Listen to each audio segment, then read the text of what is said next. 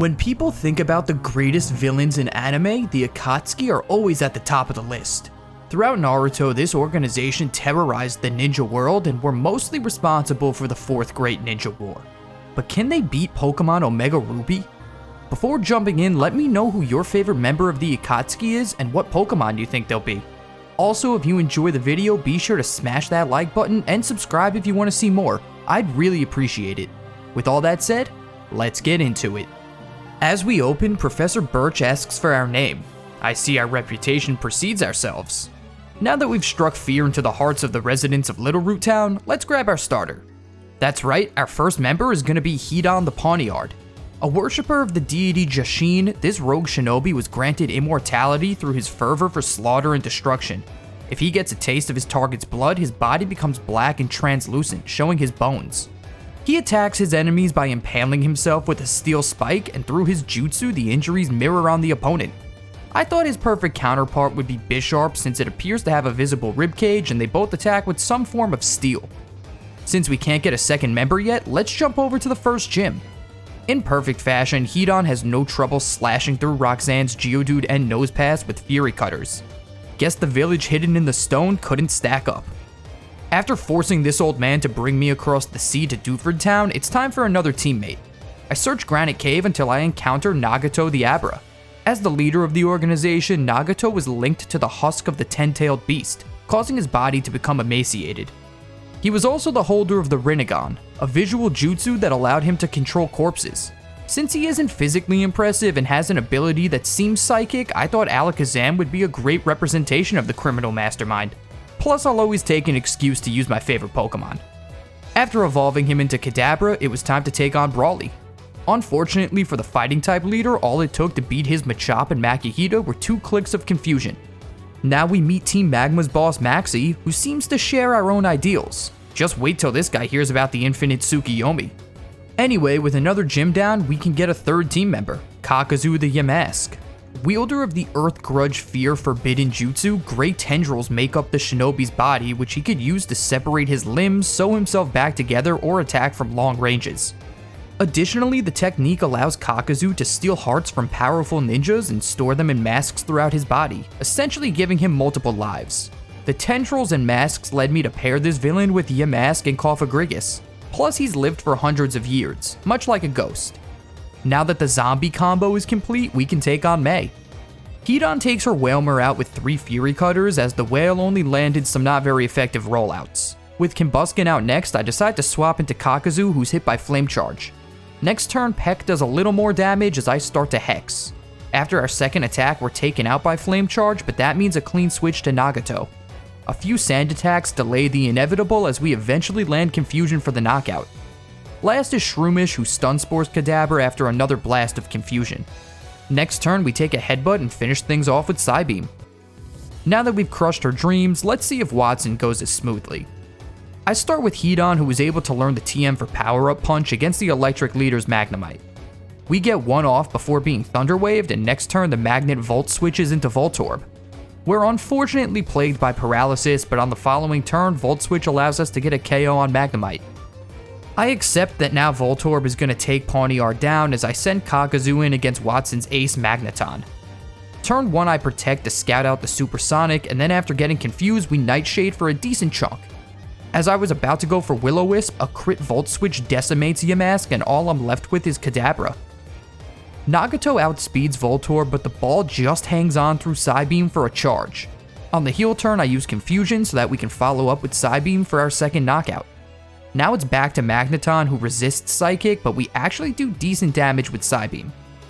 After dodging Supersonic, one more beam of energy is enough to take the cluster of magnets down and earn us our third gym badge. I really thought we were done for when Pawniard went down, but the team pulled through. On Route 111, we bump into this guy who somehow knows we have a secret base, but I don't think harvesting chakra from Jinchurikis counts as chilling with my pals. What do we say when we're happy? There is no happiness, only pain. In Meteor Falls, we get an easy win over Tabitha and a Magma Grunt, and then hightail it to Mount Chimney for our first face-off with Maxie. Hoenn opens with 3 power-up punches while tanking assurances from Mighty Anna, outspeeding on the last for a KO. The magma boss goes straight to his ace Camerupt, and after Power Up Punch lands for about half the camel's health, Pawniard is taken out by Earth Power. Kakuzu comes out next and is able to connect Ominous Wind to bring Camerupt into the yellow, but since he's outsped, 2 more Earth Powers claim another member of our party. Yet again, it all comes down to Nagato, but I know he outspeeds, so the Eruption Pokemon is knocked out with Psybeam. Last is Golbat, who's able to survive one super effective beam, probably because our Kadabra is adamant, and after surviving a wing attack, Nagato is able to finish this battle with one more. Now it's time for Flannery, and her fire types are going to make things tough for Hidan. Turn 1 I Power Up Punch, but her Slugma fires off an Overheat for an immediate KO. I bring in Kakuzu, but unfortunately Ominous Wind comes up just short of a kill, allowing the Fiery Blob to set up Sunny Day. I stupidly protect on the heel turn when I should have attacked, and since it failed, use the move again on the next, but I'm outplayed as Slugma sets up Light Screen. I decide my best play is to go for an Omni Boost, but after Ominous Wind fails me, we take a -2 Overheat for half our health. One last Chilling Breeze and Yamask is taken out by the Lava Monster. Alright Nagato, I think we've seen this situation before. The good news is Kakuzu's sacrifice stalled out the sun, and since Kadabra is speedy, Slugma won't get the chance to reset it. With one Pokemon dealt with, the dreaded Torkoal hits the field. Psybeam does decent damage as the turtle starts setting up with Curse. As Light Screen fades, we have a chance at a kill, but Torkoal hangs on with 1 HP and is able to use Sunny Day. Unfortunately for Flannery, she should have used that turn to attack, since now it just takes 2 more Psybeams to KO the turtle and her last Pokemon Numel for our 4th badge. Outside of the gym, May gives us the Go Goggles, which means it's time for another encounter. Meet Datara the Ball Toy. Much like Kakuzu, this rogue shinobi possesses a forbidden jutsu, allowing him to knead his chakra into substances. As an artist with the gift of the explosion release technique, Datara fought by infusing his chakra into clay dolls and sculptures that he could detonate. What better choice to represent this villain than a literal clay doll? I also decide to grab our 5th teammate now, and he's definitely a fan favorite. Itachi Uchiha. One of the strongest ninja to ever exist, he brutally murdered his entire clan and sought asylum with the Akatsuki. Itachi possessed the Mangekyo Sharingan, allowing him to boast some very powerful jutsu. He's often symbolized by crows, as he was able to summon the animals and even integrate them into clones of himself. Therefore, I felt it fitting to use Murkrow and Honchkrow to represent the Uchiha genius. With the team at level 30, it was time to take on Norman. I lead Yamask against his first slacking, and after being yawned, we get Curse off. On the Truant turn, we're able to land Will-O-Wisp, so we're in great shape. Kakuzu's Chesto Berry wakes him up from his nap, and then we protect Stall while burning hexes until the ape dies to curse and burn damage. Next up is Vigoroth, and I decide to swap into Datara, who's unaffected by Encore. I misclick Cosmic Power and really pay for it, as not only am I hit by a super effective feint attack, but I'm also encored into the move on the following turn. With nothing else to do, I let Baltoy go down and then bring in Nagato, who sets up Reflect. Feint Attack hits for about a quarter of his health, but then Norman makes the mistake of locking us into Psybeam, leading to the death of his Vigoroth. With his second stronger slacking on the field, I continue firing off Psybeams as our first manages to also confuse the beast. After a Psybeam on the Truant turn, Reflect fades, so Nagato uses his last turn alive to reset the barrier as Slacking's Feint Attack drops our leader. However, the path to our victory is already set. I bring Kakuzu back in and we're able to connect Will-O-Wisp on the next Truant turn. Then as Feint Attack hits, Yamask sacrifices himself to use one last Curse, as that damage coupled with Burn is enough to KO the normal leader's ace. On our way to Fortree City, I pick up a good rod from a fisherman and use it to reel in member number 6, Kisame the Carvana. There isn't too much to say about this guy. He looks like a shark, has gills, uses shark-based jutsu, hell, his sword is called Shark Skin. So yeah, he's Sharpedo. Speaking of, he evolves into his final form before meeting up with Steven again on Route 118. On Mirage Island, Courtney tells us about her plans to steal Latios and the Megastone, and who am I to stop a good crime? They probably got away with it, so let's get back to the journey. At the Weather Institute, we crush Tabitha's Camerupt, and May's team is still pretty unimpressive. Then we run into Steven again, but at least he's helpful this time as he gives us the Devon Scope so we can move on to challenge Winona. Fortunately for us, our newest member is exactly what we need against her flying types. Swellow gets outsped and dropped by Ice Fang for a quick KO. Then her ace Altaria is met by a 4-time super effective Chili Chomp for another Kisame kill. Thanks to Rough Skin, Pelipper faints after 2 assurance slaps, leaving the bird user with only Skarmory. Sharpedo easily outspeeds the Steel type, and with just 2 surfs, the 6th badge is ours. Before heading to Mount Pyre, I detoured to Route 121 where we add our second to last member to the team, Sasori the Shuppet. From a young age, this boy was a prodigy in puppeteer jutsu. He eventually broke bad when he started conducting experiments to create human puppets as well as turning himself into one. For that reason, there's no Pokemon that fits this rogue shinobi better than Shuppet and Bayonet, the puppet and marionette Pokemon. Not to mention Mega Bayonet, which, not unlike Sasori, has a few body augmentations. As we make our way to the peak of Mount Pyre, Kakazu evolves into Cofagrigus, giving us some much needed defense. Unfortunately, Maxie steals the red orb and gets away before we could stop him. Courtney stalls us with her Camerupt, and once she's defeated, we give chase to the boss in Slateport. Maxie is still one step ahead of us as he and Tabitha take Captain Stern's submarine to their hideout back in Lily Cove. After dealing with the grunts they left behind, it's time for an infiltration mission. While beating up on some Genin, Datara evolves into his final form, Claydol. Sasori also evolves into Bayonet and can now take advantage of the Bayonetite we grabbed at Mount Pyre. Courtney gets in our way one last time as Maxie takes the souped up sub over to the seafloor cavern. After destroying her Camerupt, the robot girl talks a lot about dreams and the good of humanity. Maybe she knows our final plan? Putting the Team Magma drama on hold for a second, we stop over in Moss Deep City where it's finally time to get our 7th badge. First, I thought I had turned off trade evolutions for this playthrough, but at level 40, Nagato still hadn't evolved, so I manually changed him into Alakazam. I also gave myself a Dusk Stone so Itachi could finally become a Honchkrow. With that out of the way, let's take on the telepathic twins. I open strong with a Mega Evolution for Sasori as Kisame's Surf does over half to both opponents. Then Solrock sets up the Sun and Lunatone hits a nasty Psychic, leaving our Mega in the red. Since he was able to hang on, Bayonet takes the first KO on the Fiery Rock with Shadow Ball.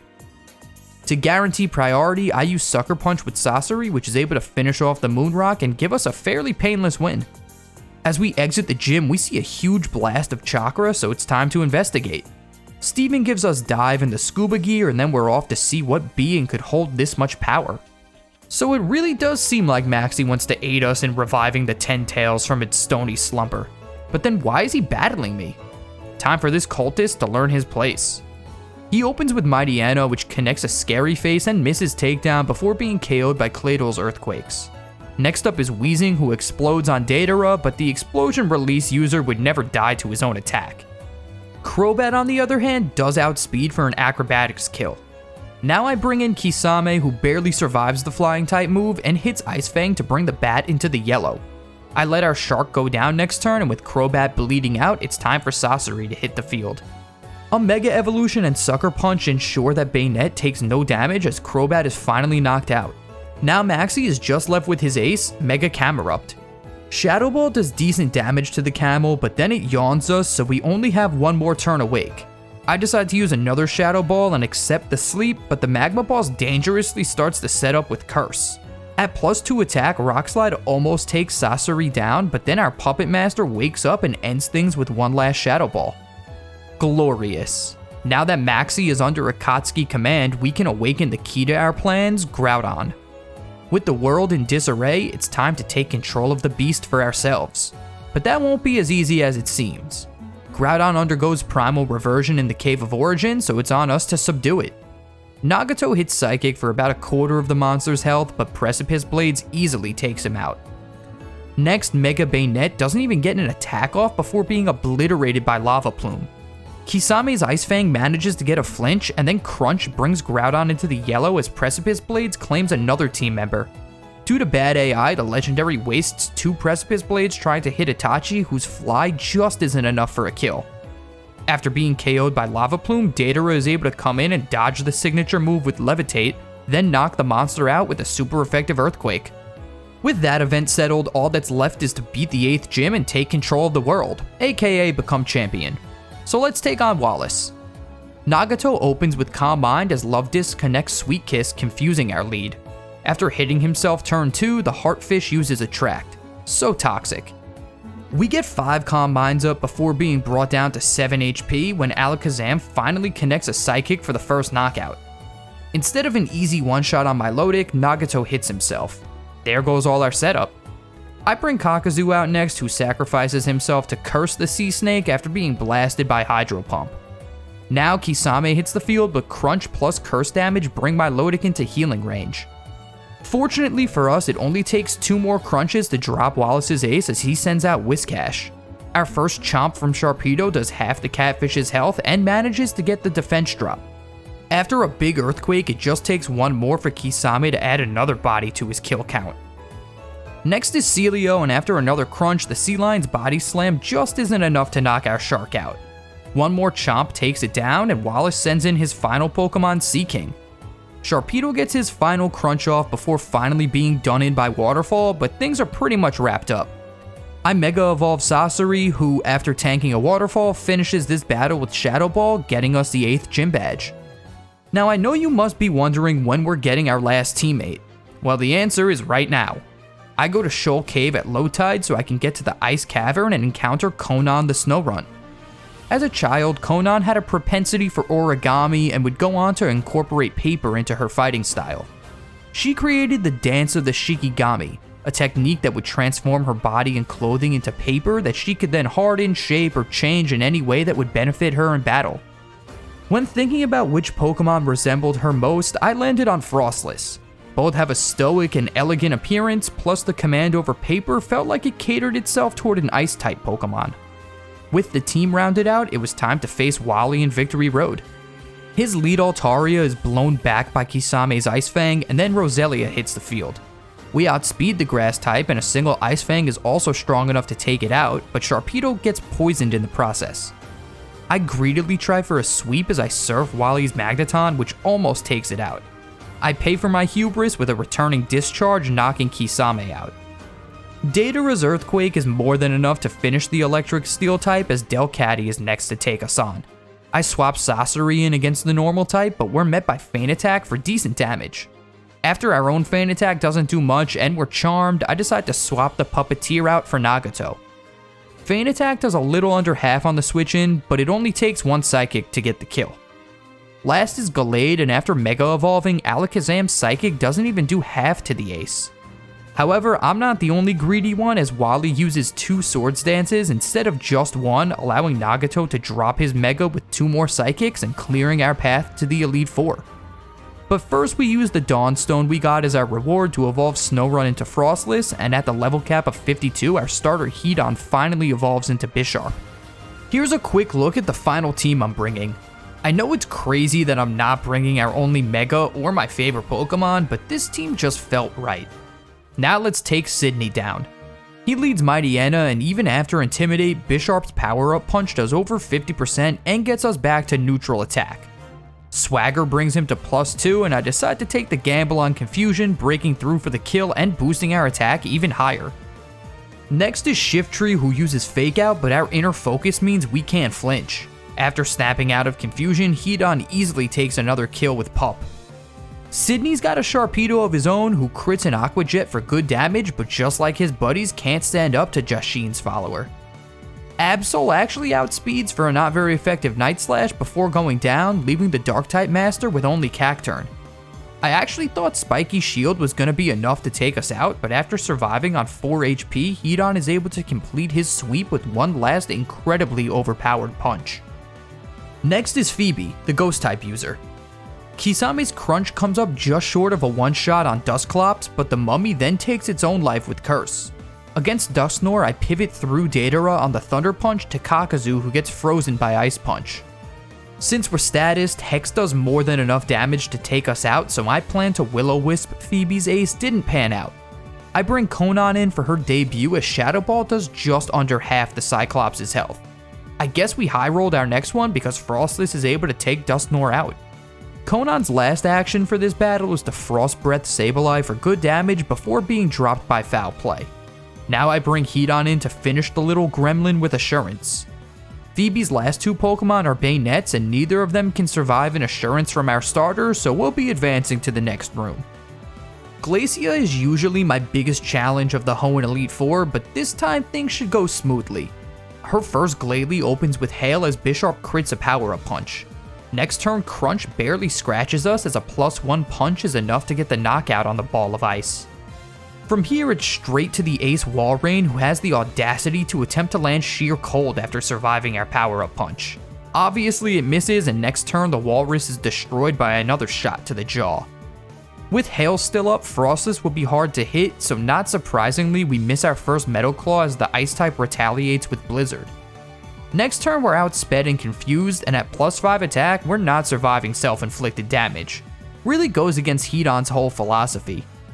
Anyway, I bring Kisame out next, who crunches the Snowland Pokemon for a one-shot as well as Glacia's second one.